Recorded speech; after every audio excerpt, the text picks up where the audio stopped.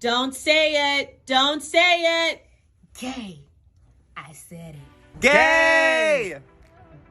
Gay. Gay. Gay? Gay.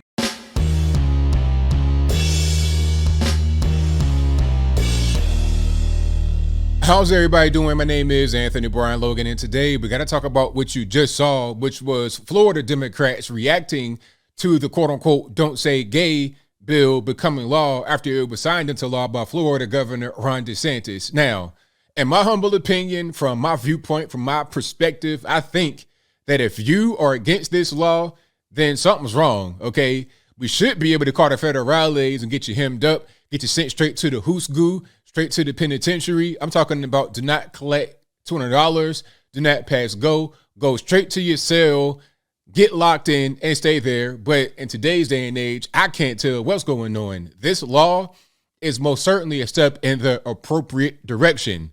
Now, before I go any further, let's roll the clip. In this clip, you're going to hear Ron DeSantis respond to a reporter who's asking about the so-called "Don't Say Gay" bill that's now a law. After we get done watching his reaction, I'll come back. I'll talk about what was said there. Then I'll give you the rest of my 2 cents and my deep, detailed analysis. And then I'll wrap it on up with a nice bow on top. So without further ado, let's go ahead and roll it.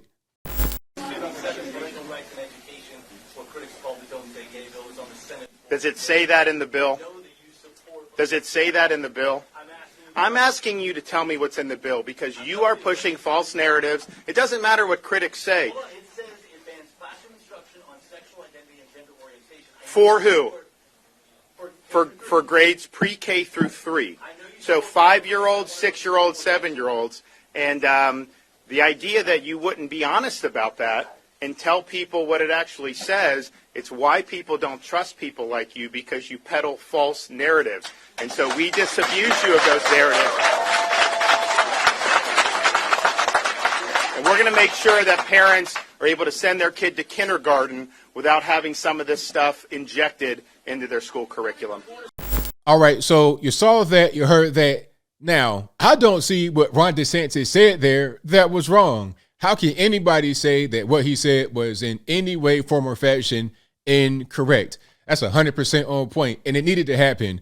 And before I really jump into my opinion, if you didn't quite hear the reporter, what he was saying is that the bill, or now law, it bars classroom instruction of sexual orientation and gender identity. So here's a question I have.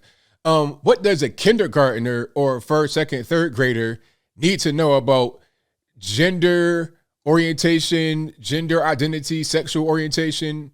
What are they knowing about that? What does a 5-year-old know about sexual orientation? Why are they being taught about anything like that? They have no idea. A little kid like that cannot even process that information properly, okay? They can't because they're too young. Their brain is still developing. They don't know really what's happening in a serious way. They don't really have a lot of discernment at that age, okay? Now, I like what one of Ron DeSantis' assistants or a PR person, I forget who it was, but I'll link to an article, place it on the screen. But the person said that anyone against this law is a groomer. And you guys know what that is. You got these adults that try to take advantage of children, grooming them from a very young age to become whatever they want them to become. Okay, so they want them to go the LGBTQ elemental P route, then they do that. And again, I was on Jubilee a couple years ago on a YouTube channel, shout out to them. And I said this back then because there was a question we were asked as a group that said, do you believe in LGBTQ X, Y, and Z rights? And I'm like, well, what are we talking about exactly? What does that really mean? Because that's a very broad term nowadays. I feel like anything LGBT, you have everything from just 2 consenting adults wanting to be gay. You have that. Then you have, okay, we're going to teach 5-year-olds about gender identity, sexual orientation, and other things that are, quite frankly, a little bit too much for some adults. Okay, you would have 40-year-old women blushing about some things that they're teaching 5-year-old little kids. If a grown adult is kind of uncomfortable learning about that with other adults, what makes you believe that a 5-year-old is prepared for that and not prepared for that? They're being groomed into that lifestyle by adults that want to do that to them. Okay. So by the time they get to be, a little bit older, not even adults, they'll already be there. And then when they get to be adults, they'll also groom the next generation of children. This is why I saw a study that said that 40% of Gen Z now identifies LGBT.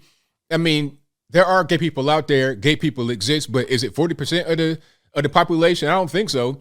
I don't think that is a reality. I think it's more like 5%, and that's probably being very generous with my number. Probably less than 2% of the population in the world is LGBT. So why is it that 40% of Gen Z identifies that? It's because they've been groomed. It's because they think, oh, this is cool now. Even if there was no grooming going on directly, you have pop culture and everything. It's like every single new TV show that comes out, new movie, music, it's LGBT stuff everywhere. It's like they're marketing toward impressionable young kids that are trying to develop their identity, who don't know who they are yet. They're marketing toward them. So then when I saw my man Jeff Younger trying to run for office out there in Texas, and he had a whole big crazy story. I'll link to that particular video in the description, trying to save his son from becoming transgender at the age of 7. But anyway, when I saw the people in there protesting against him, and you had this ridiculous screeching 17-year-old with the muffin top talking about, my name is X, Y, and Z, and I'm trans. I'm like, see, that right there, is that natural? Is this normal for this kind of behavior to happen? For the appearance to be strange like that? It's marketing, grooming, all of that stuff going into it. So no, nobody can say that this bill is somehow inappropriate, or this law, pardon me, is inappropriate. It's not inappropriate. And then to go a little bit further into it, it's not just going to be a cutoff at 3rd grade where you can't teach anything that's, sexual orientation. After 3rd grade, you got to be able to prove that any lesson plan that has anything like that in there is age appropriate, developmentally appropriate, and it's not just gratuitous. Like, you can't just, okay, after 3rd grade, once you go to 4th grade, you're learning about some hardcore, ridiculous, weird, sex cult type stuff that even adults don't really want to know about too much. Okay, so you can't just go from 0 to 100. You got to be able to prove that this makes sense. You can't just do whatever you want to do. Okay, you can't. And then I'm not really sure why some people think that parents and the government have no say in what goes on with the school. Well, yes, they do, because we're paying tax money. How is that distributed? Through the government? Yes, they do have they do most certainly have a say on what you guys do in the school system.